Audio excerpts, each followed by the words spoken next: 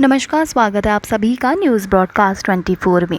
जीजा कर रहा था उधार दिए पैसों का तकाजा, साले ने जीजा को गोली मार कर दिया था हत्या की वारदात को अंजाम। क्राइम ब्रांच ने बीती 26 जून की देर रात पूर्व फौजी हरेंद्र सिंह की हत्या मामले में हरेंद्र के साले नवीन को गिरफ्तार कर मामले का खुलासा कर दिया है। पुलिस की पूछताछ में हत्या आरोपी नवीन ने खुलासा किया कि जीजा हरेंद्र ने उसकी छोटी बहन की शादी के लिए 2 लाख रुपए उधार दिए थे और अब जीजा लगातार उस पर पैसा वापस देने की दबाव बनाने लगा था, जिससे परेशान होकर उसने अपने ही जीजा की गोली मारकर हत्या कर दी। मेरा नाम प्रेम कटारिया। क्या लगता है आप रविंदर जी के? उसका मैं चाचा का लड़का। क्या कुछ हुआ था, आपको कब सूचना मिली थी, एक बार बताएं पूरा मामला क्या है। रात को करीबन 1:20 पे फ़ोन आया था मेरे भाई के पास कि ऐसे ऐसे ये काम हो गया। फिर हम वहाँ गए, 10 मिनट जाने में लगा क्योंकि हम ऊपर थे ना। आके तो भाई को उठाया, फिर गए वो तो पता लगा उसका कि गोली मार दी। जब तक वो लेके गया हुआ था। ऑन द स्पॉट कौन कौन था कि कौन कौन घर में फैमिली मेंबर थे उस टाइम जब ये घटना हुई? हरिंदर था और उसकी वाइफ थी और उसके दोनों बच्चे थे। और तो कोई नहीं। साड़ा बता रहे हैं कि वो भी था घर में? नहीं, उस टाइम कोई नहीं था। अच्छा, उस टाइम कोई नहीं था। तो क्या करते थे रविंदर जी? वो फ़ौज से रिटायर होके आए थे अभी 8-10 महीने पहले।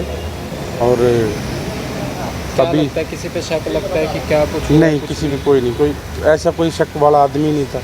वो तो फ़ौज से रिटायर डिसिप्लिन में रहता था बिल्कुल ही। कोई ना कोई नशा वगैरह करता था, कुछ भी नहीं।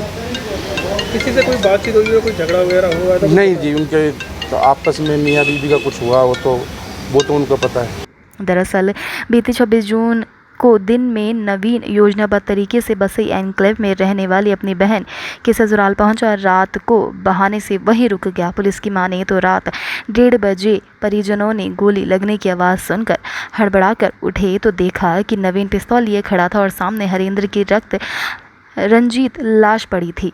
एसीपी क्राइम की माने तो नवीन 12वीं क्लास तक पढ़ा है और फिलहाल बेरोजगार है।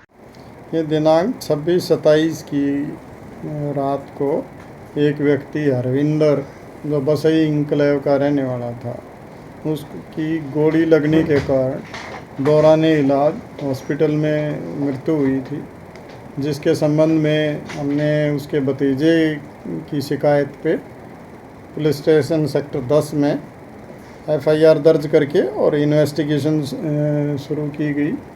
और इस ड्यूरिंग इन्वेस्टिगेशन उसके जो साला था उसको हमने गिरफ़्तार करने में कामयाबी हासिल की। हमारी क्राइम टीम सेक्टर 10 के इंचार्ज इंस्पेक्टर अमित के नेतृत्व में टीम ने काम करते हुए कुछ ही घंटों के अंदर उसको हमने गिरफ़्तार किया, जो रोहतक के एक होटल में रुका हुआ था।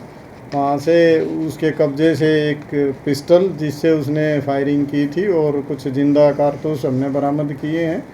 इसको आज हम कोर्ट में पेश कर रहे हैं और इसका आगे पुलिस रिमांड हासिल करके और इसमें आगे की इन्वेस्टिगेशन की जा रही है। पूछताछ में इसने बतलाया है कि इसने अपने जीजा से कुछ पैसे 1.5 लाख के करीब पैसे उधार लिए थे अपनी बहन की शादी के लिए। वो वापस पैसे मांगने के लिए उसको दबाव डाल रहा था, डरा धमका रहा था। और एक इसकी जो ज़मीन थी, जो पैतृक ज़मीन थी, उसमें अपना हिस्सा मांग रहा था। इस रंजिश को ध्यान में रखते हुए और उसने उसको सोने का, उस दिन आने के बाद सोने का इंतज़ार किया और जब वो सो गया तो उसने करवट बदली तो पीछे से उसकी कनपटी के नीचे उसने सटा के और गोली मारी और वहाँ से भाग गया। अब हमने इसको गिरफ़्तार करके आज कोर्ट में प्रोड्यूस कर रहे हैं। सर, हथियार लाइसेंसी था या अवैध था? ये अवैध हथियार था और इसमें लाइसेंसी नहीं था। और इस जो आरोपी की लगभग 20 साल की उम्र है और इसने बताया कि ये अपने किसी दोस्त से ये हथियार खरीद के लेके आया था। इसमें और भी आगे गहनता से पूछताछ करके और जो भी संबंधित कार्रवाई होगी वो अमल में सर, इस लाएगी। मामले में ये भी सामने आया है कि मृतक की बीवी ने अपने हत्यारोपी भाई को बचाने का भी जांच को प्रयास किया है। एफआईआर में इस तरह की कोई चीज़ सामने नहीं आई है। एफआईआर में जो इसके मरने वाले के भतीजे ने जो एफआईआर दर्ज कराई है, रुपेश ने, उसमें बताया गया है कि उसकी चाची ने उसको बताया था कि उसका भाई नवीन ने ही ये हत्या की थी, गोली मार के वो भागा है। उसके आधार पे ही आगे की इन्वेस्टिगेशन की गई। नवीन कहाँ का रहने वाला सर ये? ये डीगल गांव का रहने वाला है। वहीं पुलिस या सूत्रों की माने तो हत्या की इस वारदात के बाद मौके पर पहुंची गुरुग्राम पुलिस को मृतक की बीवी ने अपने भाई नवीन को बचाने का प्रयास करते हुए पुलिस को बयान दिया कि हरेंद्र ने आत्महत्या की है। जांच का रुख मोड़ने की कोशिश भी की गई, लेकिन हत्यारोपी कानून के लंबे हाथों से बच नहीं पाया। अब तक ले बस इतना ही। देश दुनिया से जुड़े तमाम अपडेट जानने के लिए हमारे चैनल को आज ही सब्सक्राइब कर ले। इस वीडियो को लाइक एंड शेयर करना बिल्कुल भी ना भूले।